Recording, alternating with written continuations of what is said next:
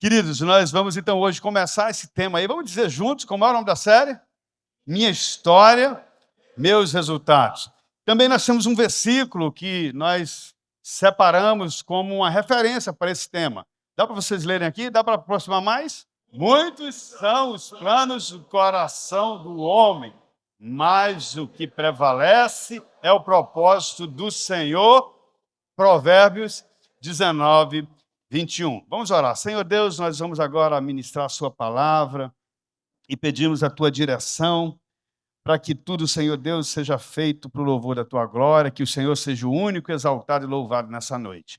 Abre o nosso entendimento, Senhor, para compreendermos a tua vontade e desejarmos aplicá-la em nossas vidas. Que nessa noite nós venhamos a ouvir apenas a voz do Espírito Santo, Senhor Deus, e que ela encontre o lugar, o propósito destinado para ela nessa noite, em nome de Jesus.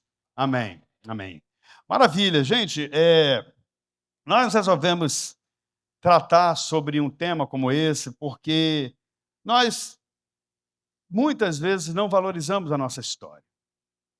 Alguns talvez tiveram uma história extremamente traumática, extremamente sofrida, e talvez jamais quisesse contar a sua história para qualquer pessoa.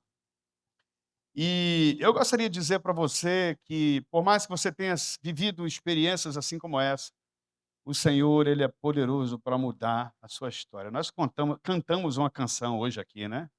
Que Deus tem uma nova história para você, né?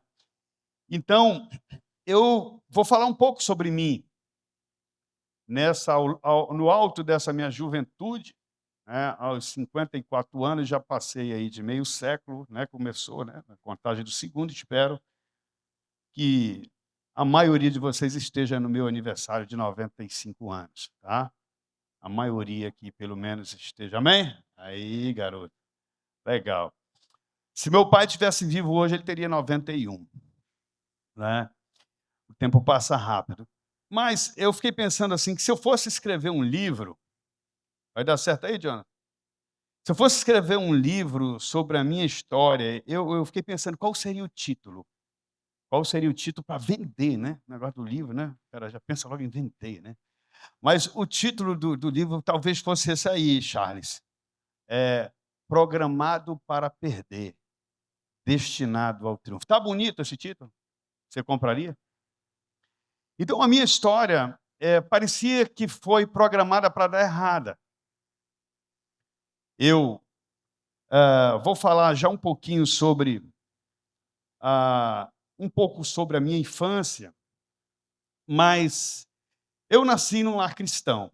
Esse é um ponto positivo.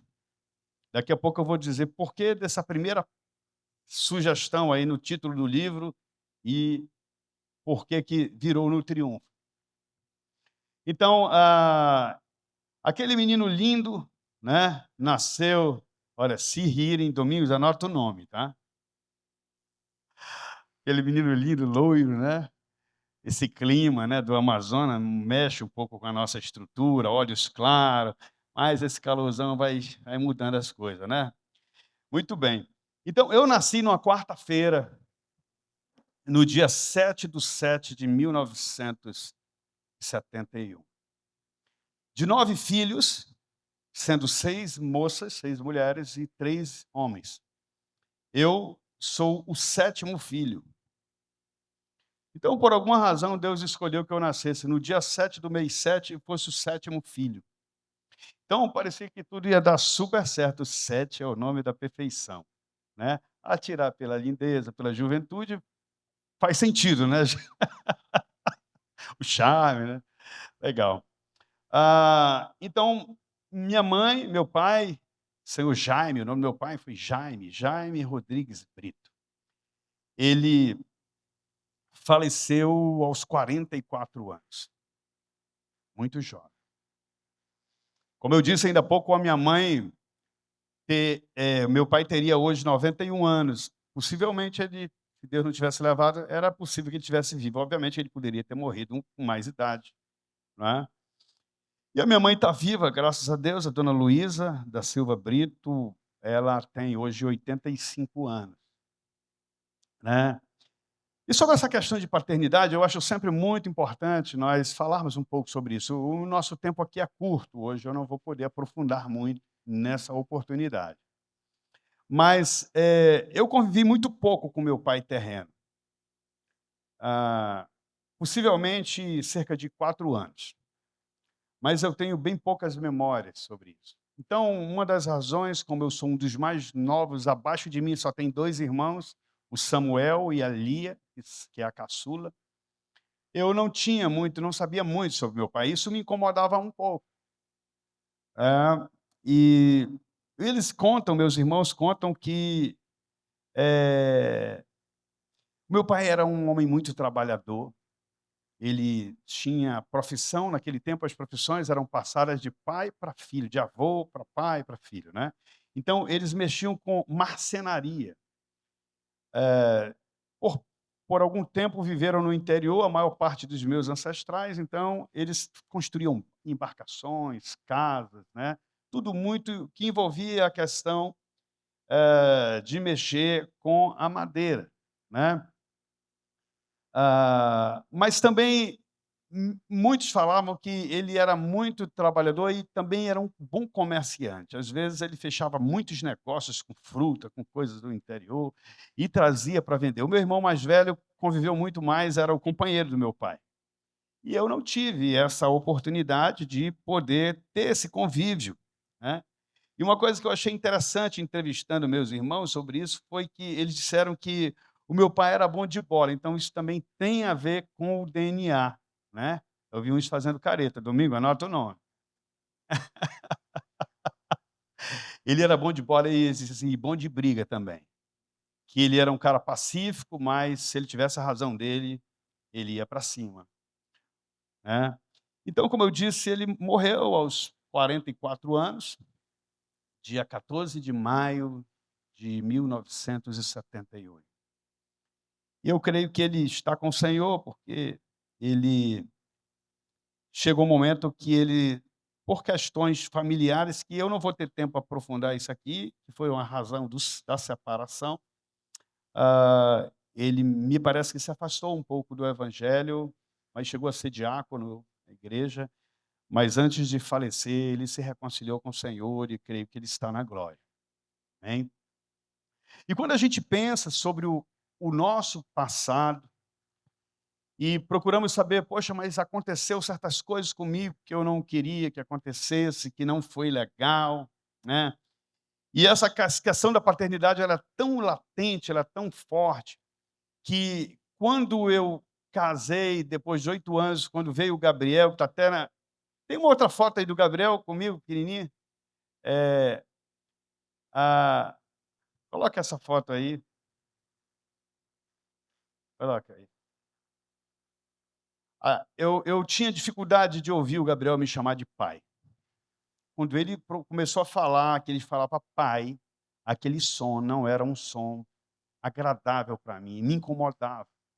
Possivelmente porque eu não tive esse convívio com o pai, de poder me dirigir a ele como pai. Levou algum tempo para que isso viesse a se normalizar na minha caminhada. É estranho isso que eu estou falando para vocês, mas é muito importante vocês como pais, quantos são pais aqui? Quantos são pais?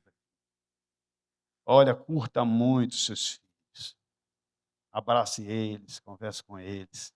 Quando precisar, corrija eles, faz parte, não é? É porque é bem difícil não ter pai, um filho sem pai. Daí eu criei uma frase que sempre que eu venho falar sobre isso, eu digo que tanto um menino como uma menina sem pai é como se fosse um pássaro de uma asa só. O voo é quase impossível, né? Mas graças a Deus, aos 12 anos, eu já contei isso aqui, eu tomei uma decisão sozinho, minha mãe, numa aventura de tentar encontrar um outro melhoras de vida para criar 9 filhos, já tinha uns que já eram maiores, já ajudavam, né, mas tinha os menores, eu era um deles. E aí a gente foi ela resolveu ir fazer uma experiência de morar em Boa Vista, e eu lembro que nós estávamos numa casa que a gente finalmente conseguiu comprar, muito simples ainda. Imagina uma mulher sozinha com 9 filhos, né? E naquele dia eu sentei numa muretinha que tinha na frente da casa e ali eu orei a Deus para que ele fosse o meu pai. Eu nem sabia que na Bíblia tem um versículo que Deus diz que ele é pai dos órfãos, Salmos 65, versículo 8, e juiz a viúva e a companhia do solitário para lhe dar uma família. E daquele momento em diante eu senti uma diferença, mas eu até digo, quando você se converte, não significa que a sua vida mudou completamente. A sua vida mudou em relação a um novo nascimento, a uma nova vida que precisa ser construída dali em diante. Não é que você agora está tudo resolvido, não, você vai ter uma caminhada, inclusive, para continuar firme nos caminhos do Senhor. Né? E a minha caminhada seguiu por muitos anos. E eu penso que uma das dificuldades muito grandes foi entender o meu lugar, o meu papel na vida, foi assumir certas responsabilidades na vida.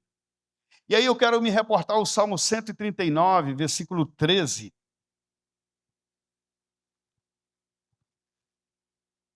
139, versículo 13, que Davi diz: Tu criastes o íntimo do meu ser e me teceste no ventre da minha mãe. Eu te louvo por me fazeres de modo especial e admirável. Então há uma declaração que aos olhos de Deus, todos nós, inclusive aqueles que aparentemente não deu muito certo aos olhos do mundo, ou até mesmo da pessoa, o seu início de vida, a Bíblia diz que essa pessoa foi criada por Deus, entretecida no ventre, no seio, na barriga da mãe, numa linguagem direta. Ele diz: eu te louvo, porque você me fez de modo especial e admirável.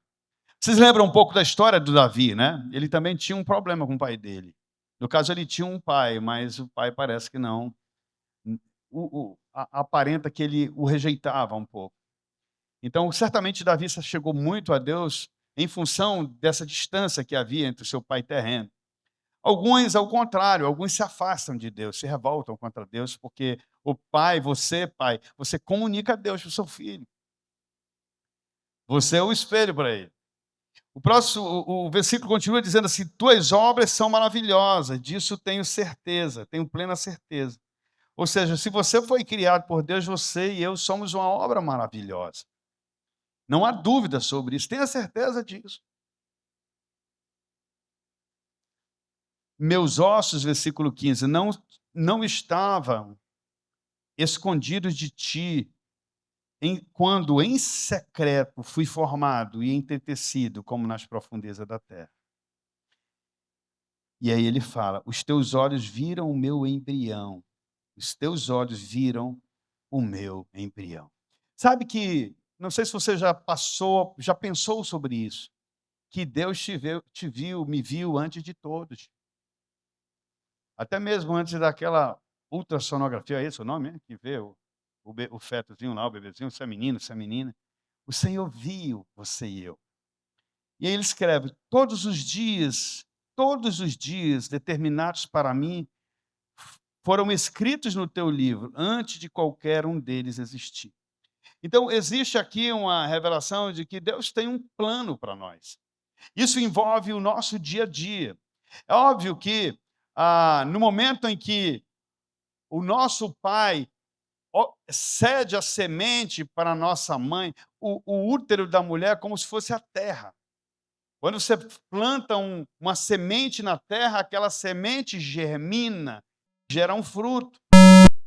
Então, Deus fez isso de um modo realmente sobrenatural, a geração de você, a minha geração. Como nós somos gerados, né? E ele diz que tudo isso é muito admirável, que tudo isso é especial. Mesmo tendo eu perdido meu pai, mesmo eu não tendo momentos de conversar com ele, lembrar de certas coisas, isso não me torna uma pessoa qualquer, eu continuo sendo especial. Estão ligados? Então, ah, eu entendo que muitos não vivem o propósito de Deus porque não compreende plenamente. Então eles acham que aquela situação errada, péssima, desgraçada, aquele dia nunca deveria ter existido. Deus nos diz: eu admiro você, e agora o que você está fazendo com essa experiência? Porque, queridos, o ponto não é se eu vou sofrer, se eu vou sofrer muito, se eu vou sofrer pouco. O ponto é o que eu faço com essa experiência. O que ela me torna? Ela me piora ou ela me melhora? Né? E toda história tem coisas ruins, toda vida tem coisas ruins. Coisas ruins da minha vida, separação dos meus pais, a morte prematura do meu pai. Isso me tornou um cara inseguro em algumas áreas, isso me tornou um cara irado, facilmente iracundo. E depois que eu casei bem, mas tenho 2 filhos, um filho indo bem nos caminhos do Senhor, até que chega no momento que ele começa a estudar mais, ficar mais tempo na escola. E ali eu vi uma mudança profunda no comportamento, no entendimento do que eram as coisas de Deus, que muitos jovens e adolescentes passam. E foi um trabalho tratar.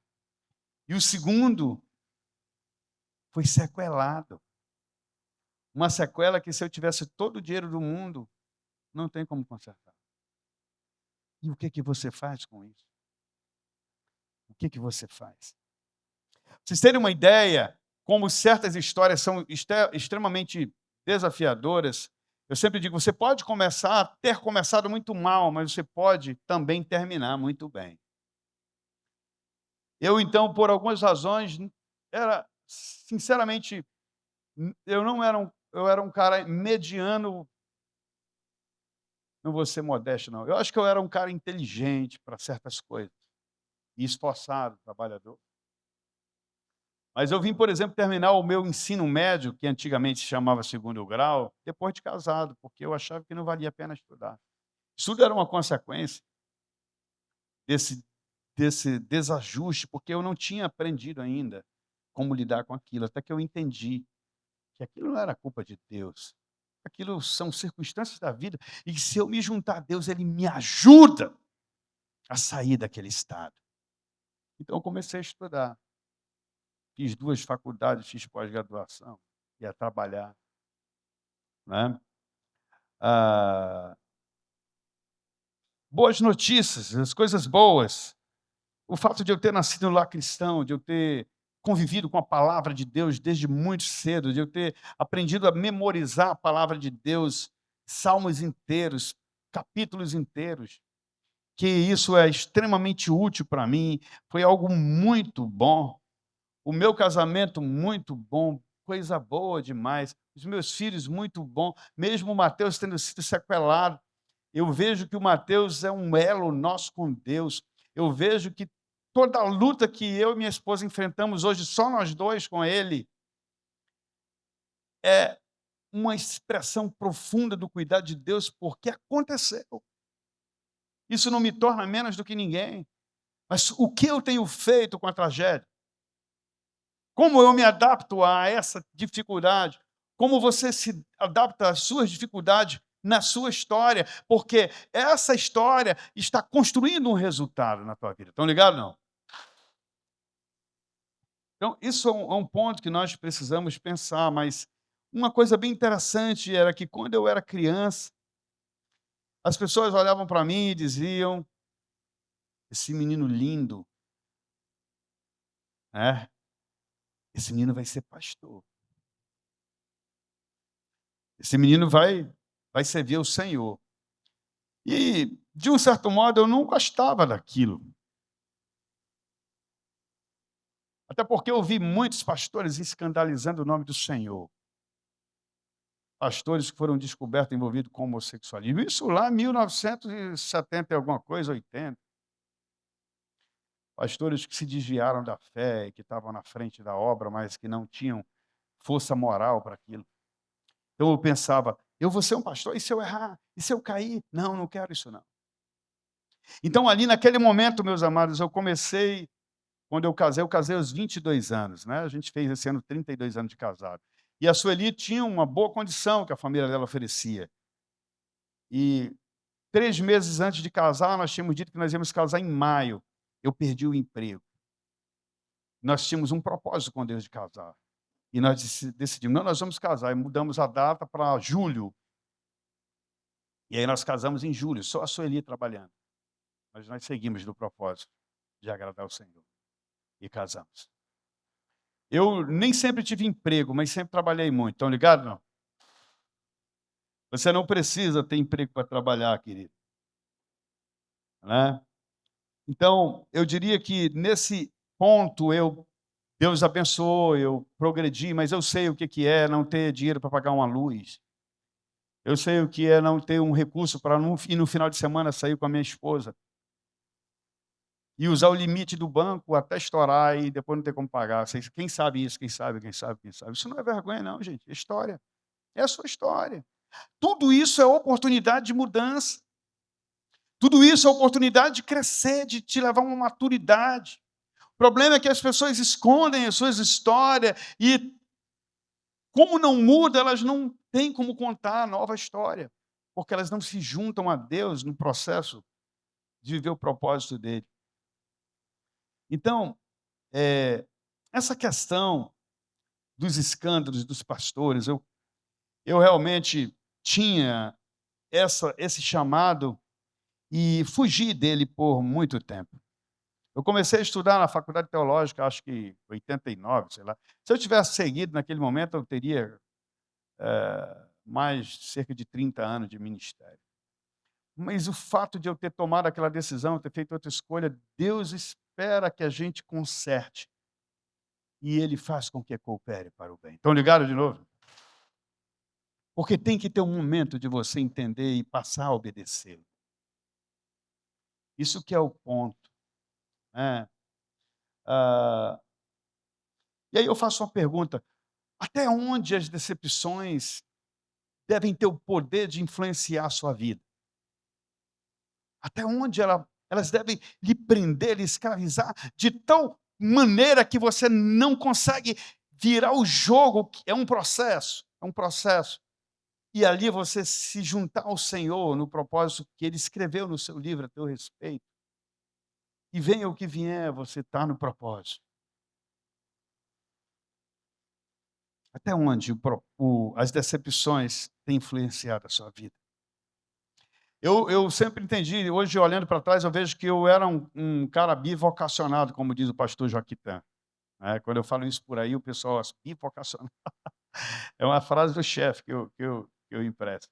Eu tinha sim o chamado, mas eu me dediquei mais mesmo ao meu próprio chamado, que era uma habilidade, um dom, né, para negócios, para a área executiva dentro de empresas. E cheguei nos maiores cargos nas empresas que eu trabalhei e fui muito respeitado por onde passei. Eu trabalhei muito tempo na área de TV, televisão, na maior emissora do Brasil, né, na afiliada dela. Cheguei a ganhar prêmios nacionais,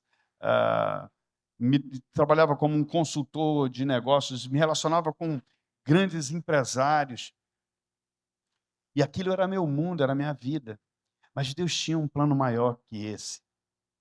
E aí, quando ele começa esse processo de desmontar os ídolos que haviam no meu coração, que era eu me tornar rico, independente, ele começou a tirar as coisas de um modo que eu fiquei, não é que eu não fiquei sem nada, eu fiquei sem nenhum negócio, mas eu tinha já algum patrimônio, já tinha alguma coisa. Mas eu cheguei a receber ajuda de amigos que era meu parceiro de negócio, como rancho. Teve um que eu já contei aqui para vocês, que me sustentou com uma oferta boa por mês por quase um ano, porque Deus disse que eu não podia procurar. Eu já comecei nessa fase a entender que eu tinha que passar por um trauma para que eu realmente me voltasse e fizesse a vontade do Senhor. né? E daí eu comecei a ter uma experiência, meus amados, do que é viver realmente na dependência do Senhor. E aprendi o que é o conceito de viver para a glória de Deus. Estão ligados ou não? Eu tive que aprender esse conceito. Eu ouvia falar, mas não tinha experiência própria de poder, por exemplo, um missionário me manda uma mensagem: pastor, eu estou muito apertado, se puder, me mande uma ajuda para eu fazer a feira. E vamos dizer que eu tivesse R$ 130 na minha conta, e eu dizia: eu vou mandar 100 para ele, porque isso não é meu mesmo. E logo em seguida, no mesmo dia, Deus mandava 30 vezes mais, do nada, assim, coisas sobrenaturais, porque era o cuidado dele. Era para a glória dele, não era para eu me aparecer. Né? E até então eu vivia para a minha própria glória. Então eu queria ser o cara admirado, eu queria ser o cara premiado, eu queria bater todas as metas. Quando eu era perseguido nas empresas que eu trabalhava, eu era bom e às vezes o meu chefe achava que eu queria o lugar dele. Então ele me perseguia, me dava números, desafios inalcançáveis aos olhos de muitos.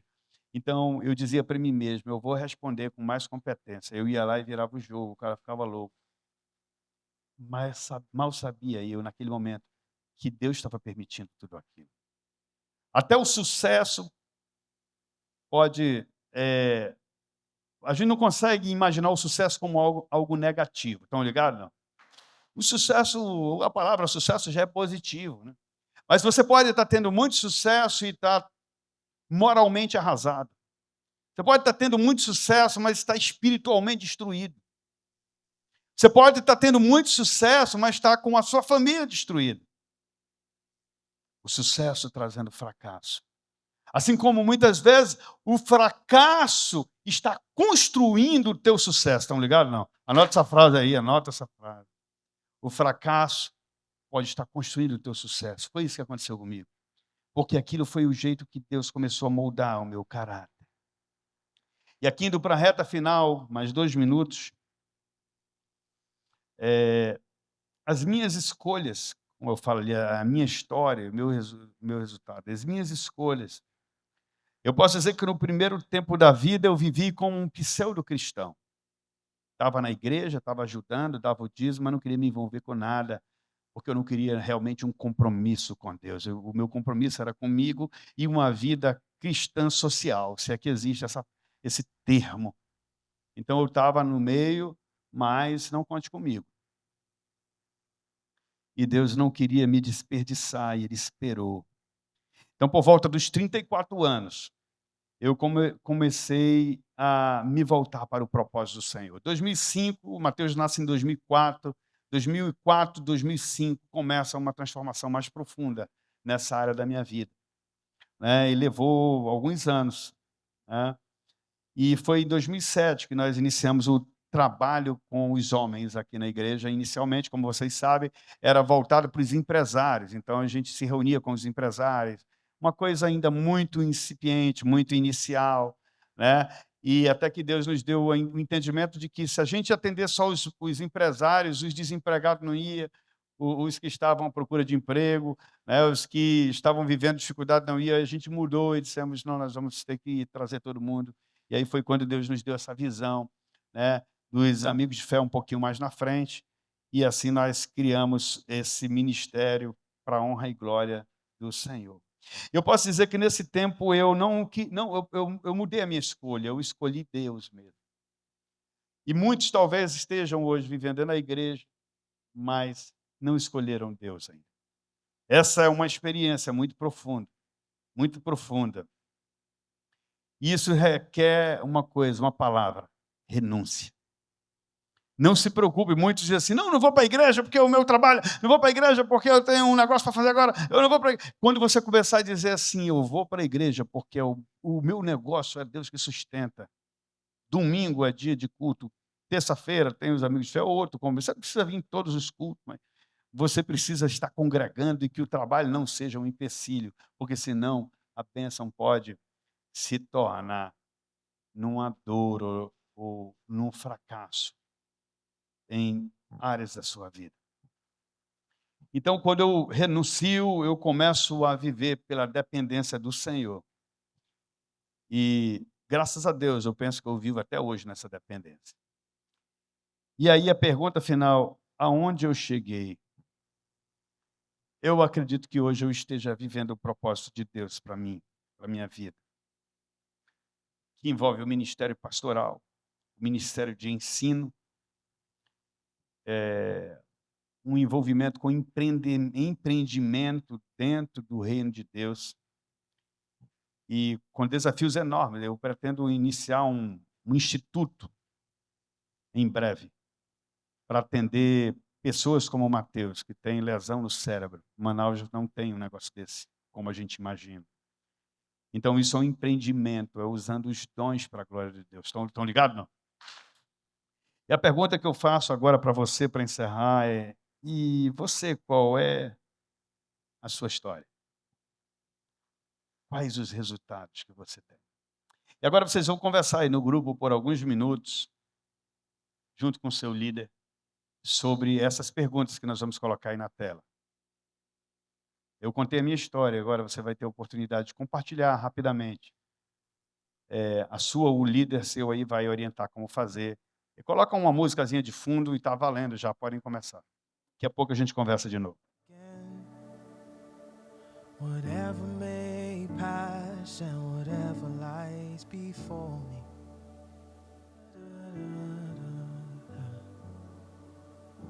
Let me be singing when the evening comes.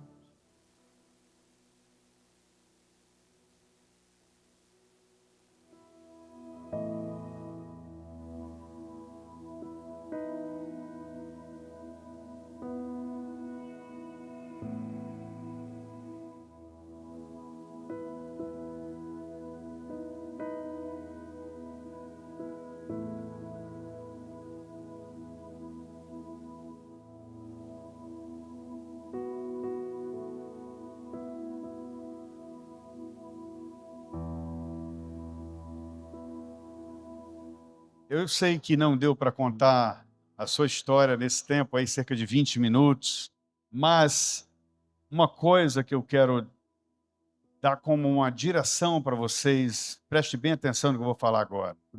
Eu vivia então dentro da igreja como um crente veterano, mas sem de fato uma comunhão profunda com Deus. E, sinceramente, Deus me abençoando, porque financeiramente não era um problema para mim. Me tornei empresário, cheguei a estar entre as primeiras emissoras no ranking local. Aliás, uma das primeiras empresas no ranking local. Só perdia para empresas que atendiam o governo, porque eu nunca quis atender o governo. Mas aquilo era o meu reino. E um dia eu fui para... comecei a fazer cursos fora de Manaus, ia para o Haggai, muitas vezes. Eu acho que eu fui o primeiro cara que fui para o Haggai. Chamava todo mundo aqui, ninguém queria ir. E eu ia só. Fiz praticamente todos os cursos do Haggai. Curso de liderança avançada, quando era de fato 2 semanas, eu tinha que ficar muito puxado, mas muito edificante. E eu então comecei realmente a buscar a comunhão com Deus. Ou seja, há muitos que estão dentro da igreja, mas que não vivem para a glória de Deus e vivem até meio perdidos dentro da igreja. E depois eu comecei a usar meus dons para realmente servir ao Senhor. Trouxe um treinamento de liderança mundial para Manaus, desenvolvido pelo Dr. John Maxwell e aquele cantor Mark Sweet. Queria cantar comigo, mas eu digo, Mark Sweet. Dispensei ele na negócio da música. Até que, realmente, aquilo que diziam quando eu era pequeno, esse menino vai ser pastor, esse menino vai ser pastor, a pressão foi aumentando. E natural isso, as pessoas veem o dom e por onde eu ia, em função dos treinamentos de liderança que eu dava, eu era chamado de pastor, que isso é meio comum, né, pastor Cabete? O camarada Pastor, pastor. E aí chegou um momento que realmente eu entendi que eu tinha que ceder. Eu estava no negócio muito bem, mas Deus levantou um grupo dentro de uma empresa que eu era diretor dentro dessa empresa. Um grupo de pessoas contra mim, de uma maneira assim muito louca. Eu fiquei totalmente isolado, eu fui extremamente humilhado. E aquilo mexeu muito com o meu orgulho. Então eu comecei a articular, isso antes de eu virar empresário, né? Mas foi ali que começou isso, essa mudança. Eu comecei a articular, não, eu vou procurar fulano, beltrano, eu tenho muito relacionamento e tal, eu vou para uma outra empresa. E aí um dia eu estava tomando café com um cara, não era um café espiritual, era um café de negócio, mas esse cara era pastor, ele já estava numa outra empresa aliás, ele tinha relacionamento com pessoas do primeiro escalão dessa empresa e o meu interesse com ele era ele me colocar nesse negócio, me indicar. E a gente, tomando esse café, ele falou assim, cara, eu nem cheguei a falar para ele sobre a empresa, sobre esse meu interesse. A gente tomou café e disse, cara, eu queria orar contigo. Gostaria de orar contigo. Mas tinha muita gente lá nesse café. Disse, vamos pagar, a gente vai lá no carro e eu quero orar contigo. Tá bom, vamos lá orar. E aí, quando ele foi orar, ele falou assim, cara, Deus me falou uma coisa a teu respeito. Eu, batista, não cria muito nessas coisas, mas também nunca desprezei, menosprezei esse tipo de expressão. Disse assim, mas olha, o Senhor me fez entender que tem algo que tu deveria estar fazendo. E eu entendi que Deus disse que Satanás tem um prato para te servir. E que se você orar comigo, voltando a fazer aquilo que você sabe que deve fazer, ele não vai permitir que Satanás interfira nessa área. E até hoje eu não entendi direito o que é, mas aquilo comunicou no meu espírito, porque eu sabia o que eu tinha que fazer. O ponto era, o que eu tinha que fazer era me voltar para o meu chamado. Era como se ele dissesse, tu tem duas escolhas, ou tu ora e segue, volta para o propósito, ou tu não ora e segue o teu caminho. E é como se ele dissesse, Deus vai tirar a proteção, que está ruim para ti, mas pode piorar. E eu orei com ele. E ali então começou todo o processo, mas não foi rápido. Levou alguns anos. Que envolveu o negócio, envolveu chegar no ápice do meu negócio, que eu falei anteriormente. E aí depois, quando eu estava na Jocum, o Léo era meu funcionário, aquele Léo que trouxe o Léo, esposo da Fabiane. E Deus começou a tirar os negócios, porque eu deveria aprender que ele era a minha fonte. Estão ligados? Então, lá na Jocum, eu comecei a receber cancelamento de contrato por e-mail. Cara, era inacreditável. Estamos informando que estamos... E os caras sabiam que eu era virado, então eles nem esquentaram. Quando ele chegar, ele vai virar o jogo. Mas Deus tinha fechado as portas.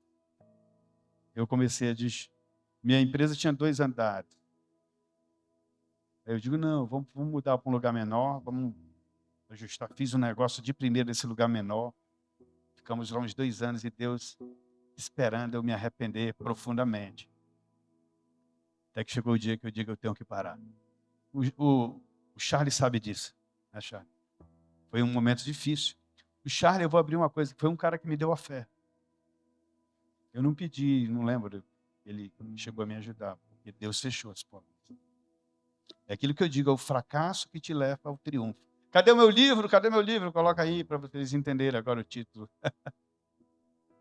Programado para perder, destinado ao triunfo. A vida me fez um quadro de que eu poderia terminar mal pelo histórico. Mas tudo aquilo que eu previa que eu poderia fazer, Deus me deu. Como eu disse, me tornei um executivo reconhecido, depois me tornei um empresário bem-sucedido. mas nada daquilo era para a glória de Deus, era para a minha própria glória. E aí o Senhor disse, agora eu vou te mostrar como é que faz. Foram muitas experiências, eu não tenho como, teríamos que ter em outros momentos para eu contar um pouco mais. Situações com Mateus, muitas situações, outras pessoas.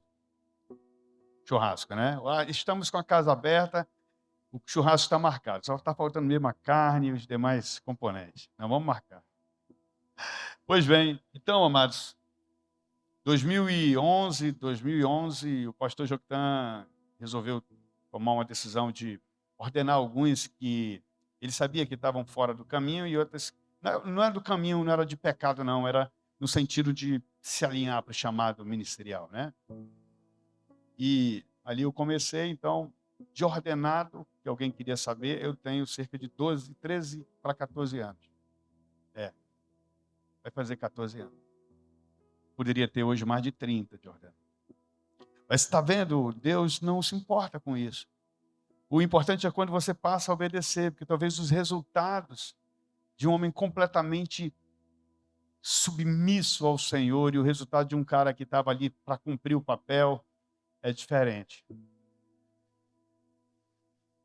E desde então, eu passei realmente a viver sustentado por Deus. Hoje, a minha vida financeira é uma bênção, mas é um milagre. De verdade. Quem sabe um pouquinho mais de perto, conhece a história. Porque Deus é a minha fonte. E outra coisa, eu posso ver uma grande oportunidade de negócio e ter uma visão profunda para eu ganhar dinheiro, para me dar bem ali. Eu não posso dar passo sem a autorização do Senhor. Isso é um negócio doido. É como se eu tivesse uma limitação de eu entender, eu sou o teu sustento. Qual é a herança dos levitas? Quem lembra? A herança dos levitas. Eles não receberam terra, né? É o próprio Deus, velho. Então, amados, volta para o banner. O que eu quero que você guarde dessa conversa de hoje, que nós vamos prosseguir semana que vem. Semana que vem nós vamos continuar. Só que nós vamos trabalhar uma área específica semana que vem, que é a área profissional. Mesmo grupo, se vocês todos vierem, vocês vão ficar com o mesmo grupo assim, na outra, o outro se comunica, então vocês vão se conhecendo mais. Tá? O que eu quero que vocês guardem hoje é que faça você o que faz. Viva você, preste atenção, isso é importante, não deixe isso ser roubado de você hoje. Talvez você passou a sua história em algumas áreas parecida com a minha, em outras áreas muito diferentes da minha. E Deus, Ele quer realmente que você seja um homem bem-sucedido, que você tenha uma família equilibrada, que você, de fato, viva para a glória de Deus. A pergunta é, o que eu faço tem sido para a glória de Deus? O meu corpo é para a glória de Deus, os meus dons é para a glória de Deus, as minhas finanças é para a glória de Deus, os meus dons é para a glória de Deus. É isso que você tem que sair daqui pensando. Porque se você viver para a glória de Deus, a glória dele se manifesta na tua casa, na tua vida, no teu negócio, no teu emprego, no teu trabalho, na tua profissão. Você vai viver o sobrenatural de Deus como uma coisa natural, uma coisa normal. Jesus dizia assim, quando alguém o procurou para segui-lo, ele disse que as aves têm seu ninho, o que mais? As raposas têm os seus covis, mas o Filho do Homem não tem onde reclinar a cabeça. Mas ao mesmo tempo ele dizia, no entanto eu tenho tudo, para mim e para quem está comigo. Então, em vários momentos o Senhor supriu milhares de pessoas com pouca comida. Milagre. Teve um momento que cobraram o imposto dele. E ele disse, olha, isso não é errado, mas isso não é certo, porque os estrangeiros não. cobra-se imposto dos estrangeiros. Mas ele disse, Pedro, vai pescar ali. E aí o Pedro foi pescar. Pedro era o cara na pescaria. Naquele dia ele pegou um peixe e tinha o que ali dentro? Da boca do peixe? Uma moeda para suprir aquela necessidade. Ele disse, paga para mim e para ti lá o imposto. É assim que Deus age quando a gente vive na dependência dele. Isso não é historinha, não, é verdade. Viver para a glória de Deus é ser sustentado, ser protegido, ser guardado. Eu louvo a Deus porque a gente tem a nossa luta com o Mateus, que na verdade é uma bênção. É o que eu disse naquele momento lá atrás.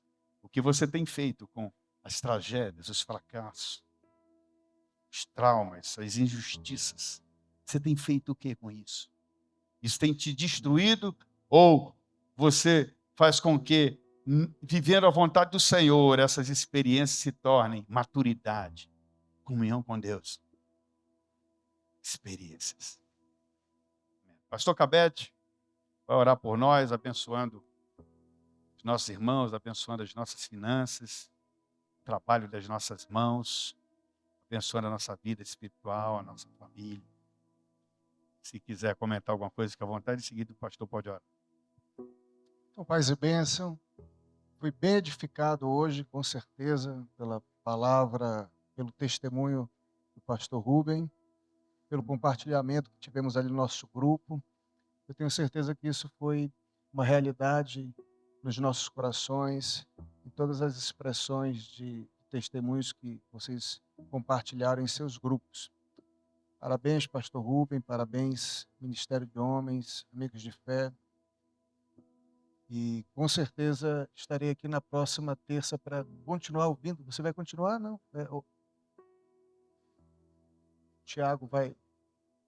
Então estarei aqui terça-feira que vem, com certeza. Amém. Vamos orar então. Deus, muito obrigado por esta noite tão edificante que o Senhor proporcionou. Cada um de nós que aqui estamos. Obrigado pelo teu carinho. Obrigado pelas tuas intervenções em nossas vidas. Tudo que temos e somos, com certeza, vem em decorrência da tua bondade, da tua graça, das tuas misericórdias para conosco. Onde nós estaríamos, Senhor, se não fosse o teu amor? Que o Senhor continue nos abençoando, nos ajudando, nos protegendo, nos direcionando sempre para o centro da tua vontade. Tua vontade será sempre para nós boa, agradável e perfeita. E que nós entendamos que aqui estamos nesta terra para cumprirmos os propósitos, para cumprirmos a vontade de Deus e assim vivermos aquilo que o Senhor quer que cada um de nós vivamos, a vida plena e abundante que o Senhor tem que é para cada um dos teus filhos. Leva-nos em paz agora para os nossos lares e nos dê um restante de semana abençoado. Que seja uma semana repleta de bênçãos, saúde, paz, alegria, proteção e, acima de tudo, de crescimento espiritual. É a oração que nós fazemos gratos a Ti em nome do Pai, do Filho e do Espírito Santo. Amém. Glórias ao Senhor. Obrigado, pastor Cabete. Muito obrigado.